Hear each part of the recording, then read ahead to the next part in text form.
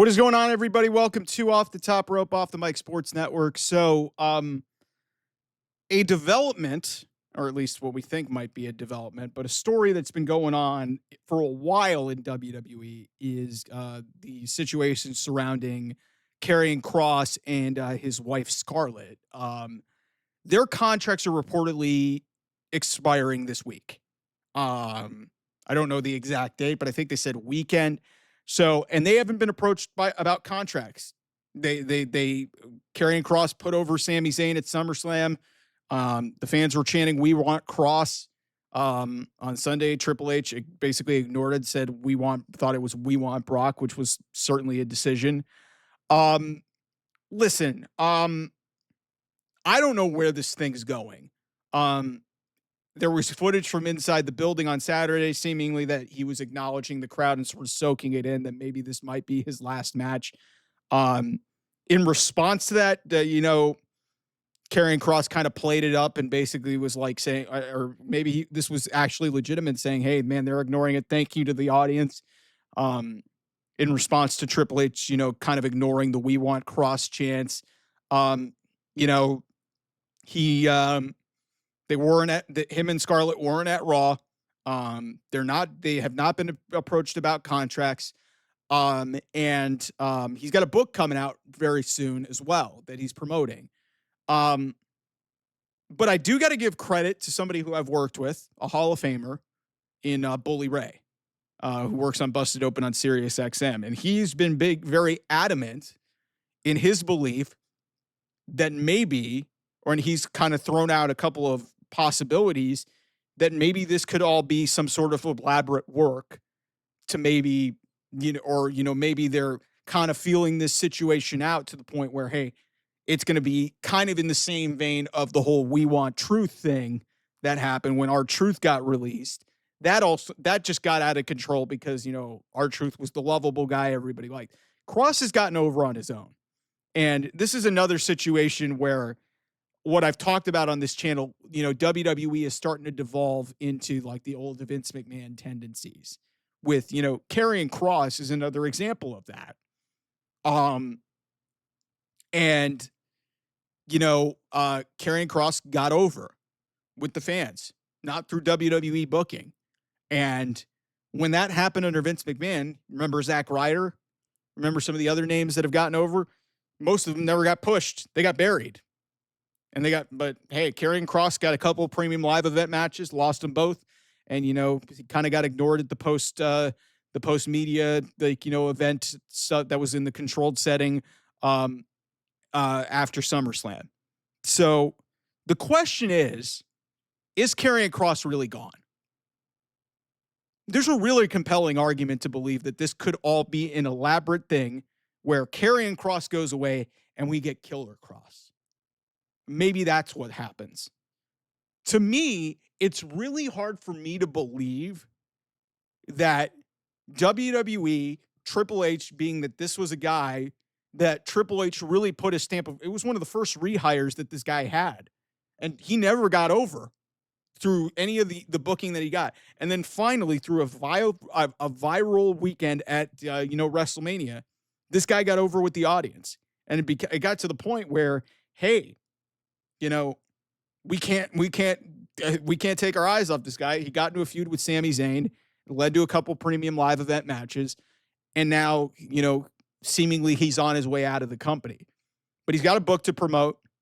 He's got a very heavily involved social media following and a lot of people who really want to see him work. There's also a very divisive side of the other side of the internet wrestling community who are like, this guy can't work. He's not very good. But his character work really has connected with the vast professional wrestling audience. And, obviously Scarlett's very beautiful and, it's a very unique dynamic that those two have together. So I'm really curious. And like I said, with Bully Ray, he brought up, hey, maybe this is like, they're going to have some sort of an elaborate work where, hey, Kross can have a petition or something like that. And, it leads to WWE bringing him back, or, maybe he does some sort of rebellious things where he shows up to events like, similar to what DX was doing outside of WCW back in the day. Is that what this is going to be? Um, because it just seems so abrupt to let this go and let them potentially get to free agency. Because if you're looking at this, a lot of people are going to be like, hey, AEW may try to scoop him up. I don't foresee that happening. If Karrion Kross ultimately gets to the open market, I could totally see him walking back to TNA, where he did some of the best work of his entire career, to go back to the independent scene. But I'm not necessarily sure that this story is over in WWE with Karrion Kross. Maybe he comes back as Killer Kross. It just feels like it's almost hard to ignore this. Because, I mean, look at what happened with R-Truth, a guy who had been a comedy guy for the longest time. And yeah, I don't know. I know they haven't done shit with him really outside of, him returning that surprise return at Money in the Bank, and then him cutting his hair, and then, the brief mild feud with, Aleister Black. And then, obviously he had the disqualification in his match against John Cena on SmackDown, which, led to the whole pipe bomb thing, which there were some parallels to that situation. Gun to my head, listen, the more a couple days ago, I thought Karrion Kross was gone. I thought he was gone. But the more that I think about this, and the more that I've seen how, WWE and TKO have operated when it has come to fans being outraged, they could turn this into something really kind of interesting. It's hard for me to believe that Triple H, a guy who has really put his stamp of approval on this guy for 5 years, Vince basically booked him into oblivion and immediately released him. One of the first things that Triple H did, obviously, he brought back Dakota Kai and prevented Io Sky from leaving. One of the first things that he did was bring back Karrion Kross and bring in Scarlett. And, a lot of it didn't work. Put him with Paul Ellering, put him with, Authors of Pain. That didn't work. And then he finally gets over on his own. Like, is this some sort of spiteful thing from Triple H?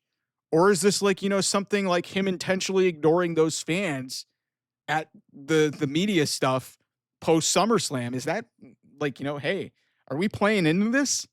And are we just trying to mess with people to get them more riled up and get them? Because like I said, Karrion Kross has got a book to promote. He's got a book to promote. We've already seen hey, they successfully did a 3-week injury angle with Seth Rollins.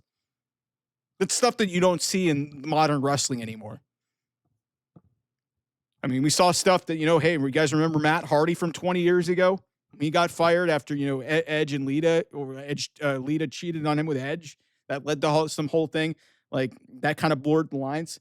That's something maybe that's at work here. So I give credit to Bully Ray for kind of bringing this up and kind of making me think about this. I'm like, listen, it's hard for me to believe that WWE is just going to let Karrion Kross walk out the door, given how popular he is right now. And maybe because they play into the rebellious nature of him and bring him back. But maybe it's not the same way as we did with R-Truth, where, hey, it's a We Want Truth thing, and then we use a premium live event main event to get him back into the product. There's ways to get there. I'm not sure how they're going to get there, but I think that what you might be seeing play out in front of your eyes is something that might be some sort of an elaborate work. So it'll be interesting to see how it goes. Anyway, thanks so much, everybody who subscribes here on the channel. I'll see you guys soon. Bye-bye.